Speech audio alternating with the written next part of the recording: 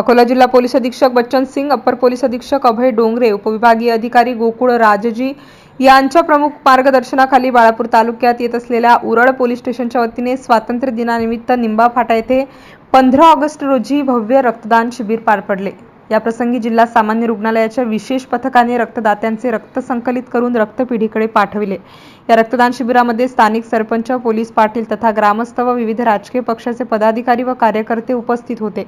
या प्रसंगी उरळ पोलीस स्टेशनचे पोलीस उपनिरीक्षक गोमासे यांना पदोन्नती मिळाल्याने त्यांचा ठाणेदार महादेवराव ढोले यांच्या हस्ते सत्कार करण्यात आला। सदर कार्यक्रमाच्या यशस्वीतेसाठी उरळ पोलीस स्टेशनच्या सर्व कर्मचाऱ्यांनी विशेष परिश्रम घेतले। MCN न्यूज मराठीकरिता काजी मेहंदी हसन, बाळापूर, हातरुण।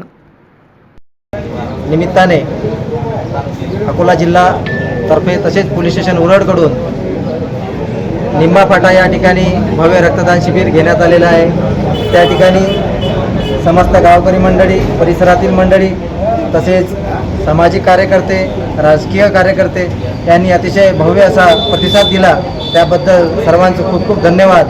आणि आपण अतिशय मोलाचा कामगिरी करता रक्तदान शिबिर हे अतिशय महत्त्वाचं रक्तदान आहे। ज्या ठिकाणी आपण रक्तदान केलेलं आहे, रक्तदान जिल्हा स्त्री रुग्णालय या ठिकाणी आपण रक्तपेढीला पुरवठा करण्यात आलेला आहे या ठिकाणचा। त्यामुळे अतिशय भव्य असं योगदान आपल्याकडून लाभलं। त्याबद्दल पोलीस स्टेशन उरळकडून तसेच जिल्हा पोलीसकडून, अकोलाकडून आपलं खूप खूप धन्यवाद।